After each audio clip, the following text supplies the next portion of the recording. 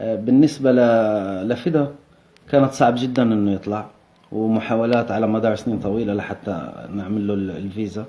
وانك تحصل على فيزا للمغرب مش سهل، صعب جدا جدا جدا جدا، مش سهل خالص انك تحصل على فيزا للمغرب. قدام انا كنت عايش في المغرب غير عود المحبة، حيت كنخدم بدراعي الحمد لله. انا غادي نخوي المغرب، واول واحد غتخوي المغرب بنتي، حيت اصبحت كارهه الارض اللي بتمشي عليها في المغرب. صافي حقدت، كتفتح السوشيال ميديا السبان والكلام الخاسر واليهود تبارك الله، اليهود اليهود اليهود اليهود اليهود اليهود اعلام اسرائيل وحاطين لنا كاكا حشاكو اعلام فلسطين. شنو واقع؟ الصراحة والله تبقيتي فيا مسكين، ما عرفتيش شنو واقع. وانا غنقول لك شنو واقع. اللي وقع سيدي، خرجتي انت وعيرتي واحد السيد، قلتي لي صباط بنتي يشرب منك، وقلتي لي انا راجل عليك في بلادك وانا راجل عليك. في رايك انت هذا شنو هو؟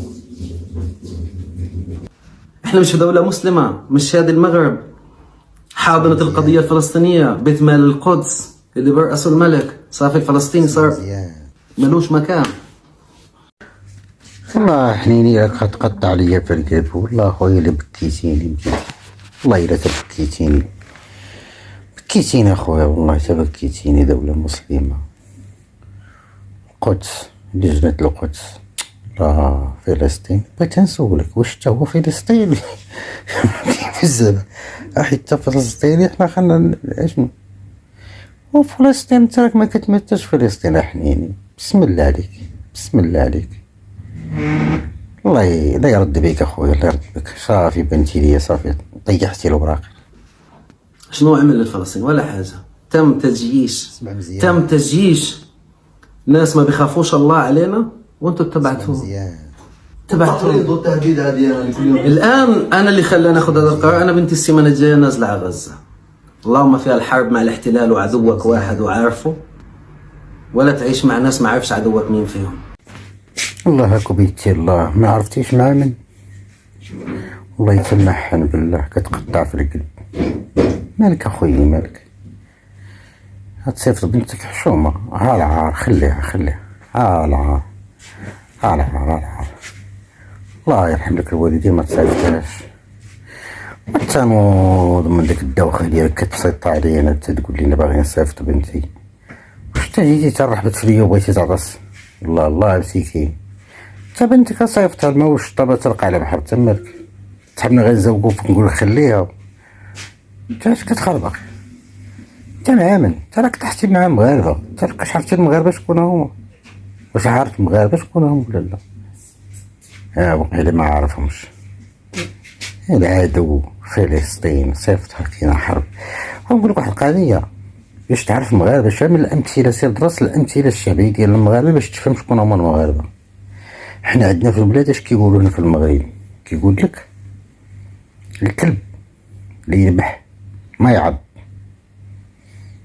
واللي يقول لك غادي نضرب ما يتسناكش تدير ليه حجره في يدو عاد يضرب، كيضرب بلا ما يقول لك، ماشي يقول لك راه ليا حجره باش نضرب.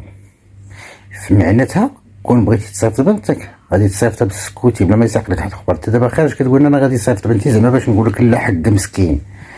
دابا ما عرفتك واش خارج كتستعطف الناس ولا باقي كتهز كتستعطف بطريقه غير مباشره. ولكن حنا عقلنا بكا، ما تخافي.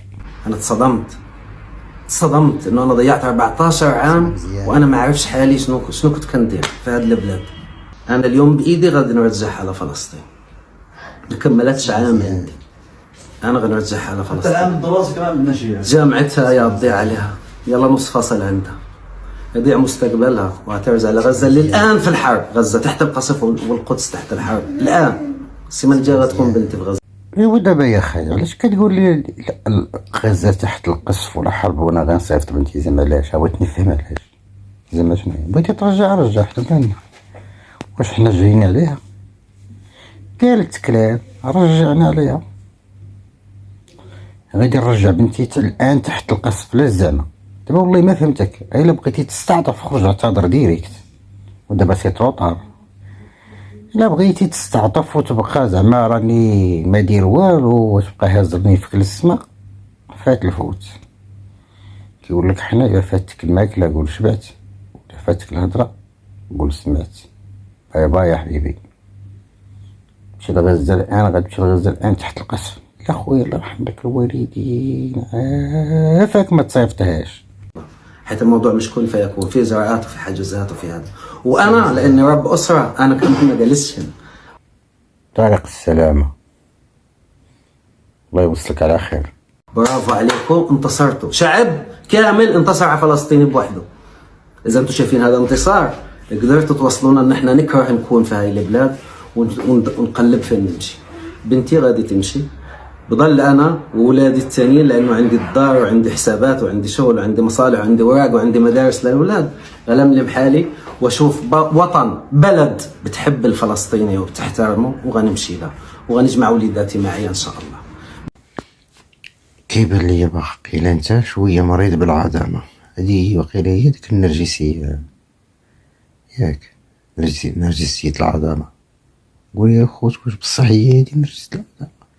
والسيد راه مضروب بهذيك نرجسيه العظامه. البلاد غنخويها، اول وحده غتخوي بنتي.